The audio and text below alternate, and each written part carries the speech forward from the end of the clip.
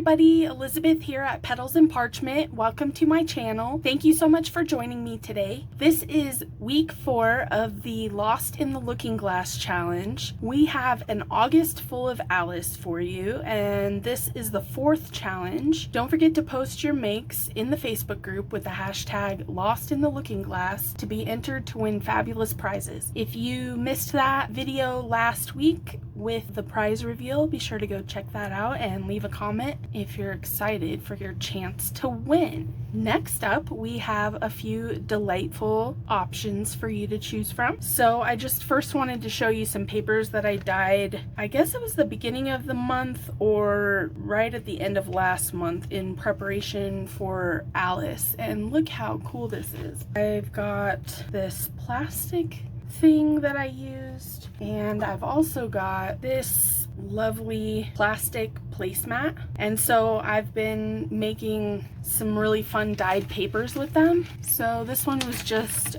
coffee or tea, and then I did some with, I think this was watercolor paint. Here's another coffee, and these are some glittery paints. Really pretty, right? Very shimmery. And then this one I did some stamping on with like some little keys and just try to make it look pretty and whimsical. And then I took this and I uploaded it to my design software and I removed the background, and then I used that to create this week's. So before we go any further, I'll show you a quick flip through of all the pages that are included for the member bonus pages.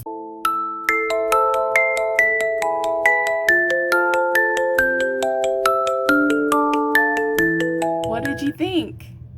Pretty fun, right? So I'll show you, this is the sentiments. I did leave a great deal of them blank so that you can make some of your own. And I do have a few duplicates here in different fonts, so I thought it would be fun to play with different fonts this time. I didn't back this one because sentiments get stuck down, so I never back them. So you're gonna make, if you like, a little mushroom journal, and you can put these mushrooms on the inside if you'd like. I reverse printed also with one of the backing sheets, so look how fabulous it looks. And then these are meant to be sort of like a flyleaf page if you'd like, but you don't have to include them. And then I was thinking I'd show you real quick how I cut these out super fast. Just a quick little tip if you're cutting by hand.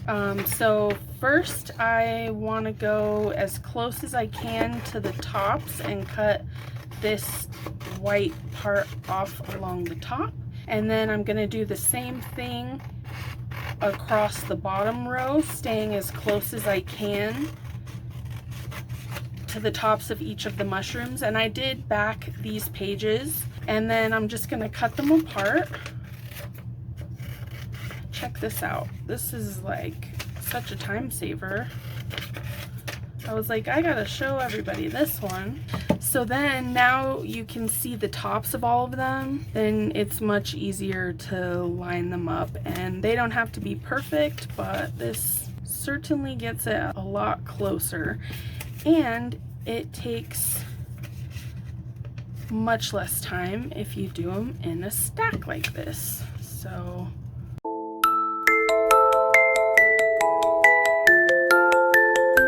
great, right? And then if you want, you can go ink around the edges. So I did some earlier, and you'll just want to grab some eyelets if you have them. You could use like a stapler. So what I'm gonna do is just stack these here, include the flyleaf, but I'm just going to include it as an extra piece of paper, I think, this time. And I'll leave the inside covers undecorated. Back together. And then I want these to be my outside covers, so I'm going to use the swirls for the inside. And then I'm going to just line up my little mushroom here. And on mine, this is actually my prototype. I didn't want to print it again because I'm running low on paper, but I've resized it so yours will fit perfectly. And then you just take your crocodile and punch one hole all at the same time, right in the bottom there. I'm just gonna go back in with the crocodile and punch it bigger. Just go in with the crocodile and punch it a little bit bigger so that all of the pieces fit. And I want this to be my back, so I'm going to hopefully get the grommet all the way through. You don't want to put too many pages if you're using a grommet because it won't work, but I think I've just come in under, so it should work for me. And then you could also use a brad here or a staple, as I mentioned earlier. So then I always hold the bottom facing up, and then I make sure to turn the base as the top when I'm trying to line it up for myself. That just works better for me, balancing it on the top like that. Okay, so now we've got this little cutie here, and then we're gonna decorate it further. Okay, I'll scoot you a little closer here. And then what I was thinking, I'm not sure how this will look, but I found like the grungiest old antique ruffle that I could find in my stash. And I thought this could kind of mimic that underside of the mushrooms when the white is poking out. So I thought I could turn it into a ruffle, perhaps. So I'm just gonna test that out and see if I like how it looks. I don't want it to be like super bulky, but I would like to add a little bit. I'm gonna see if I have one that's thinner than this. Because this one is too wide, I think. I don't know, it might be my last resort, but I'll look for something else. Okay, so I went and pulled out some of my off-white antique scraps, and so I just went through those and I found this absolutely gorgeous thing right here. So I'm gonna try to snip it and make this work. It's so beautiful.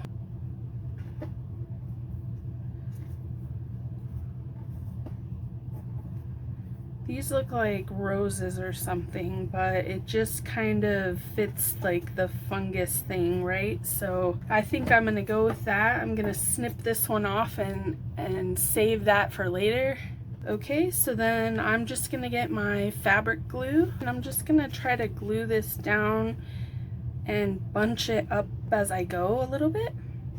Sort of flat in some parts and raised in others, if that makes sense. I think I might need a little bit more. I'll even save that little piece for later, and I'll put this one over here. Ended up needing it after all. You have a little bit of time to play with the glue and get it the way that you want it. This is actually turning out better than I had even imagined, so I'm really happy with that. Hopefully you can find a little offcut or a scrap in yours if you want to decorate. You don't have to include any textiles if you don't want to. This is totally customizable. I've also given this cute little caterpillar. He's very grumpy. And I'm going to choose one of these sentiments to include with my little notebook, and I'm not sure exactly which one I'm gonna choose because they're all so wonderful. I think my favorite though is exactly. Oh, I love it when he says that. Exactly. My daughter used to always giggle when I would say that to her. So I think I'll choose that one.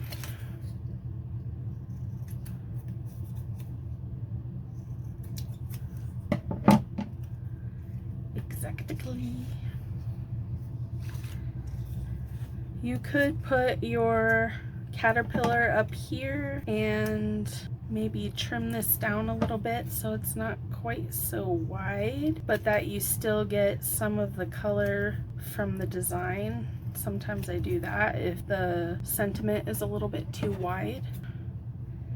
And then maybe some cheesecloth behind that. I'm going to come in here and just remove these little white sections here. They're kind of irking me. You don't have to do this. This is just one of my things, little details that kind of drive me crazy if I don't handle it. So I'm just gonna take a sharp razor blade or box cutter and cut just the tiniest little slit in each of the white sections, and then using my detail scissors I can then go in and remove those.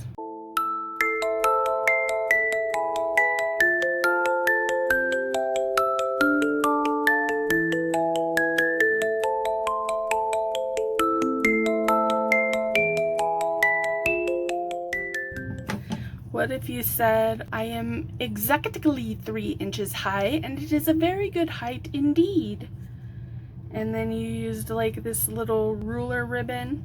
I don't know, just an idea. Maybe in the back. That would be a good idea. Ooh, here we go. Or you can try to print them smaller, whatever works for you. But that's an idea. If you have this ribbon and this sentiment, you can speak of the caterpillar's distaste for Alice's comment about 3 inches. This would make a cute cluster too if you had like one more piece of something or other. That would be a really cute cluster. Okay, so back to decorating. I've got the cheesecloth here. I'm just gonna snip off a little bit as roughly as I can and sort of stick this behind this circle that I cut out. And I've got some seedless preserves here, which is my first time using it and I love it. And I'm just gonna set that on top of the cheesecloth, and then I think I'll put my little sentiment there like so, and I'm gonna stick that down and call that done. And I just cut little circles out of the offcuts from the papers. So that's where I got the circle. I just used a circle punch, but you could use something small like a cap, a bottle cap or a glue cap or something to trace around and make a circle if you don't have a circle punch. And you'll just want to make sure to hold that down for a moment to make sure it adheres through all the layers. And I'm going to go ahead and go around the edge of this as well. And remember, if you don't like mushrooms, you don't have to print them. If you don't like the other project in this week's bonus pages, but you love mushrooms, don't do the other one. I give so many pages not to overwhelm, but so that you have choice, and then your creativity can flow and you can have fun because you have more elements at your disposal and they all match and everything. So that is my goal here in giving you multiple projects. You don't have to do them all, but of course if you want to, enter each one as a picture with the hashtag Lostinthelookingglass for your chance to win prizes. So here's my little cute little mushroom notebook. Adorable. Okay, and the next activity is this card game, and it's called Who Are You? And it's meant to be about the caterpillar. So you just cut out the elements and then we're just going to glue this little envelope together.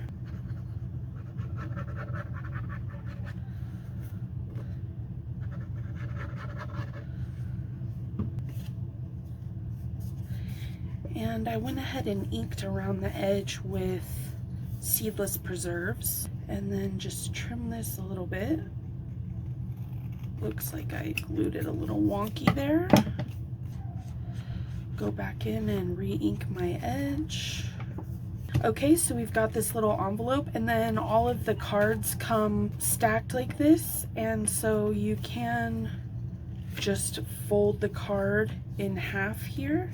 Take a glue stick and glue it like crazy.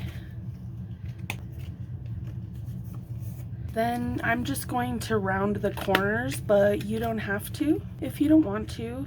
The other ones I actually cut apart and then glued together and then trimmed, but it seems to be working a lot quicker to just do it this way. So then once you've rounded the corners, then you can go back and just trim off any excess that you might see.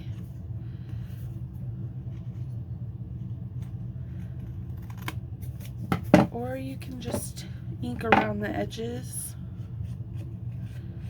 You can just use these fish tabs if you'd like, and you do the same thing. You just fold them in half and line the sides up, and then you'll just cut both sides out at the same time. just to save a little time, and then both sides will be even.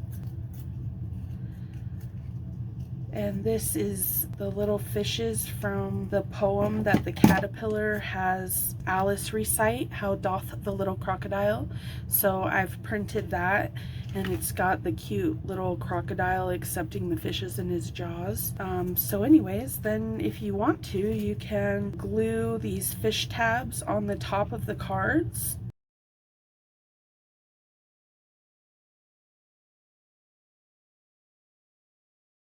Like so, and if you'd like, you can punch a hole right here and put another grommet, and then you just put all the cards into the holder here, and you've got an interesting game where you can ask each other questions at a tea party and get some good conversation going. Okay, so I just wanted to show you what I did. Here's what I did with the charms from last week. Pretty cute, right? And you can cut out all of this extra collage fodder with the leftover scraps from your projects, and then you can have a nice card game. Remember to post your projects in the Facebook group with the hashtag Lostinthelookingglass for a chance to win some fabulous prizes. The prize is open to anyone in the continental US. If anyone should win outside the US, the prize will be digital kits. I hope you've enjoyed this challenge, and I look forward to seeing you next week. Until then, stay crafty, and I'll see you next time. Bye!